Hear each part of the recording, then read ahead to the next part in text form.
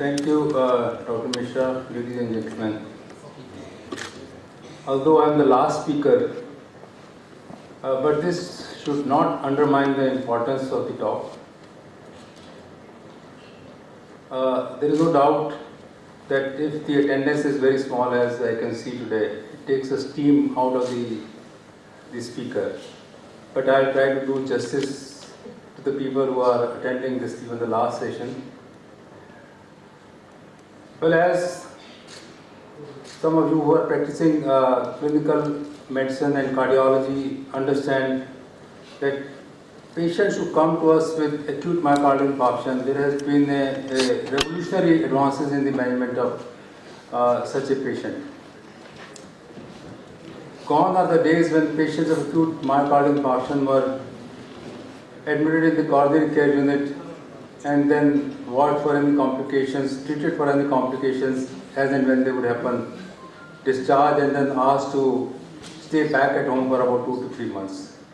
Now that era is gone, the paradigm has shifted, and the management of acute myocardial infarction is something much more than what we have seen about 50 years ago. This is because we have understood the pathophysiology of acute myocardial infarction much better today. We know that from the histopathological specimens of the post-mortem studies that have been carried out in patients who died of acute myocardial infarction, from the specimens retrieved from within the coronary arteries by atherectomies, by intravascular ultrasound and several other modalities, the acute myocardial infarction or acute coronary event occurs as a result of rupture of a vulnerable or a soft plaque. And this leads to a chain of reaction and ultimately culminating into a platelet thrombus, which may lead to a partial or a complete occlusion of a coronary artery, leading to either a non-STEMI or a ST elevation myocardial infarction. Now, when the artery occludes, then after the initial dysfunction, the necrosis spreads quickly from the endocardium towards the epicardial site, and the whole process of necrosis of the myocardium is completed within a few hours. And it doesn't take more than 4 to 6 hours for the entire set of myocardium to get necrosed. Now, experimental data from the dog, after the ligating the coronary artery of the dog, it has been clearly shown that if you establish reperfusion in the ligated artery, within 15 minutes, then one can save 90% of the heart muscle being subserved by that particular artery. But if more than 30 minutes are allowed to lapse, that means within 3 to 12 hours, you save only about 8 to 10% heart muscle. That tells you the importance of the time. The earlier you establish the reperfusion, the more the amount of myocardium you save. So therefore, the standard teaching is time is muscle, and the extent of muscle that you have saved ultimately is going to determine the prognosis and the number of years the patient is going to live. So the message is very loud and clear: how fast we can act and what do we do to establish reperfusion. Well, the data from the National Registry of Cardiovascular Diseases from USA, which included more than 43,000 patients, clearly showed that there is a threefold increase in mortality, in hospital mortality, if the time to establish reperfusion is prolonged from 30 minutes to almost about 3 hours. Not only that, not only the time factor, but it is also important to establish a good epicardial flow. Now, it has been shown that the 6-month mortality is much lower, and I hope that you understand what is epicardial flow means. The flow in the coronary artery. We grade them as grade 0 or 1. When there is no flow or very minimal flow, grade 2 and grade 3. Grade 3 is a brisk flow. Now, if there is a brisk flow, you can achieve a brisk flow in the coronary artery after it has been occluded by a thrombus. Then the mortality is much lower, almost about 2.5 to 3%, in contrast to almost about 22% mortality if you are able to get only TIMI grade 0 or 1 flow. So the third important factor is not the epicardial flow, but it is also the myocardial perfusion, which is also graded as myocardial perfusion grade from 0, 1 to almost 3. And it has been shown clearly that within the group of patients who achieve a TIMI-3 flow, TIMI-3 epicardial flow, as you can see here, that those who have achieved a TIMI-3 epicardial flow, there is a gradient in the mortality amongst patients who achieve a myocardial perfusion of grade 0 to 1 in contrast to those patients who achieve a myocardial perfusion grade 3. The mortality in those who achieve a good myocardial perfusion is almost 1/7 of those who achieve only a myocardial perfusion of grade 0 to 1. This means although the epicardial flow might be brisk, but the myocardium is not getting perfused, and if the myocardium is not getting perfused, you don't serve or you don't save the myocardium.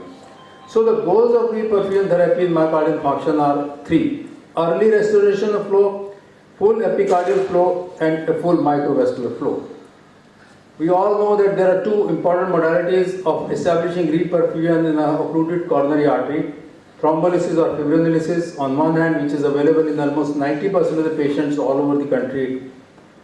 But the downside is that those who achieve or those who receive fibrinolysis, out of them almost 50% achieve only TIMI-3 flow, rest do not achieve a TIMI-3 flow, and out of these 25% they develop a late reocclusion, and these are the limitations of fibrinolytic therapy.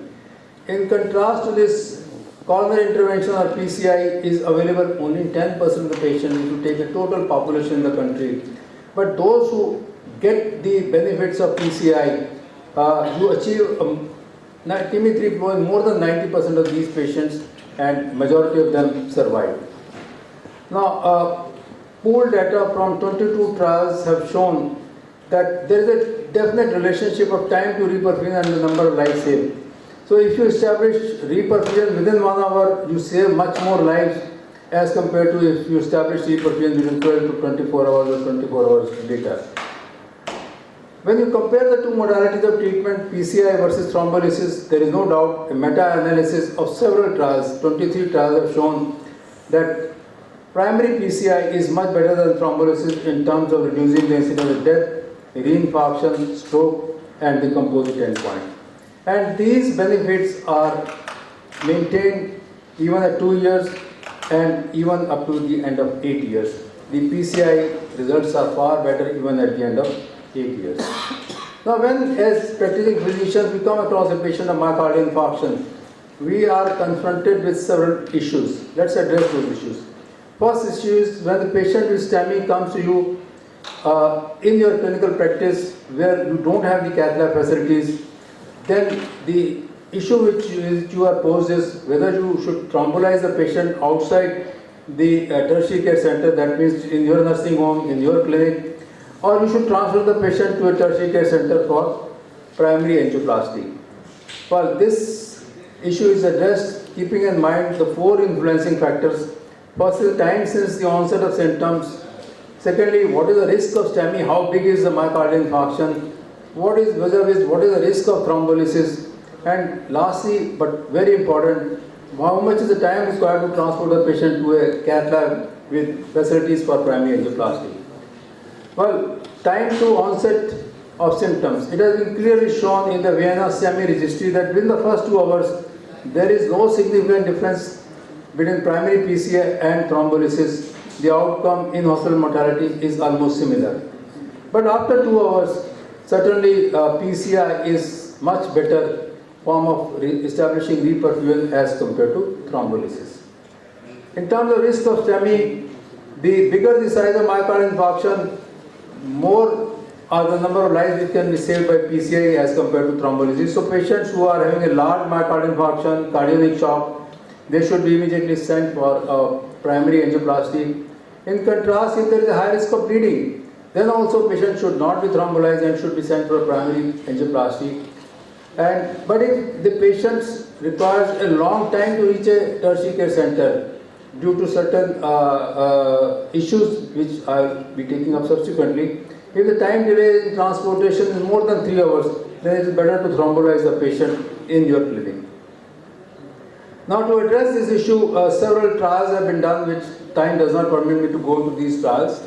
And when you look at the data in these trials, there were 6 large trials involving almost 3,700 patients, but the inclusion criteria was patient should be able to be transferred in less than 3 hours. And these trials, when you put the results together, showed that primary PCI remains a superior strategy compared to on-site thrombolysis, provided the transfer time is less than 3 hours. Patients is being transferred in a safe and very well-equipped ambulance, so that in case there is a ventricular tachycardia, ventricular fibrillation, the way he can be treated. And early pharmacological therapy is instituted with the primary care physician. But the pre-hospital immediate thrombolysis is therefore generally preferred under these situations if the patient presents early, low risk of bleeding, low or a small STEMI, if there is a delay in instituting invasive therapy and non-availability of the invasive strategy. Pre-hospital thrombolysis must be avoided if the patient has got a large infarct with cardiac shock, if he is old, if there is a contraindication to thrombolysis, or there is a high risk of death. In contrast, immediate transfer and invasive strategy is preferred in those patients who present late, who have a contraindication to thrombolysis, who have a large infarct, and the lab is available with skilled cath lab paraphernalia being available over there. Now, what is important to you as physician is that once you send the patient or once you treat the patient in your hospital, pharmacotherapy plays a very important role in all these situations. So patient must be given oral antiplatelet drugs with aspirin, which I am sure all of you know the doses, and along with that, along with that another strong potent antiplatelet agents. Earlier we used to give clopidogrel, but now more potent antiplatelet agents like Crestoril and ticagrelor are available. Parenteral anticoagulation plays a very important role. All these patients must be given a bolus dose of heparin and then followed up by infusion while being transferred to a tertiary care center. And high dose of statins, they have a potent anti-inflammatory effect and are very helpful in preventing the extent of myocardial damage. And a meta-analysis have shown that all-cause mortality is significantly reduced by giving a very high dose of statins in these patients. The American Heart Association has recommended that all patients must receive high dose of statin, and high dose means atorva 80 mg and rosuvastatin 40 mg as early as possible after undergoing PCI or even before PCI, regardless of previous statin therapy. Even if the patient is on previous statin therapy, give another loading dose. And high dose must be continued for at least 1 year. And if a patient has received thrombolysis, then we don't have any data. Now the second modality of treatment is primary PCI. Now a patient arriving at tertiary care center without previous thrombolytic therapy, they should be immediately subjected to PCI provided door to balloon time is less than 90 minutes. Now what is door to balloon time? Door to balloon time is when the patient arrives at the doorstep of the casualty and the balloon is inserted into his coronary artery. Now if you think that this can be achieved in less than 90 minutes, then primary PCI is highly beneficial. And this slide tells you that what is the importance of door to balloon time and why it should be less than 90 minutes. If it is less than 90 minutes, then you have much fewer deaths as compared to the door to balloon time is more than 150 minutes. So a very important parameter yardstick here is door to balloon time. So primary PCI absolute indications are high risk, large anterior MI, cardiogenic shock, previous MI, post-CAV patient, and if there is a contraindication to thrombolysis. In experience hand, the success is very good and 1 year survival is also very good. This is our data from 2007 to 2014. I have not put down the last 2 years data, or in fact last 3 years data now. We do almost about 100 primary PCIs every year, and we have a very good success rate, which is almost about 98%. Clinical success is close to 97%, and some deaths do take place, particularly patients who come to us with cardiogenic shock. Now, this is an example of a patient who has come to us with a large sensitivity of all MI. You can see that a lady is totally occluded at its origin, and this patient underwent. He was hypotensive, was of course not in cardiac shock. After thrombosuction, some flow has been established, and this is the result after putting in a stent. This is another patient. This is the same, of course, final stenting after the bifurcation. Now let's look at what is the access to primary PCI in developed nations. UK, almost 80 to 90% are getting the facility of primary PCI. US, almost 80%. Australia, almost 40%. But what about India? Well, unfortunately, there was a paper in Indian Heart Journal that only 10% of the patients undergo primary PCI in our country. 65% patients received only first generation thrombolytic agents, and only 10% of the patients could receive third generation thrombolytic therapy. And 14% could not receive any reperfusion or any form of treatment. Now, there are three major limitations in getting the access to a primary PCI. Lack of access to a tertiary care center with cardiac cath lab facilities, non-availability of speedy transportation, and lack of financial resources. We have less than 800 cath labs, and most of these cath labs are placed in the big metro cities. No, there is no organized EMS network to inform that the patient is coming up. And we know, of course, this number has gone up to almost about 400,000 PCIs every year. Non-availability of speedy transport system is very much evident in this slide, that this is the state of affairs in our country. If you go to Chandni Chowk and if a patient gets MI, he can never reach a tertiary care center in less than 3 hours. And traffic jams, no way the ambulance can reach the cardiac center in window period in less than 3 hours. Now, so how do we bridge the gap? That's the major issue. Now, the major issue is addressed by early pre-hospital fibrinolysis, then transporting the patient to a tertiary care center, doing a coronary angiography, and if PCI is required, then PCI.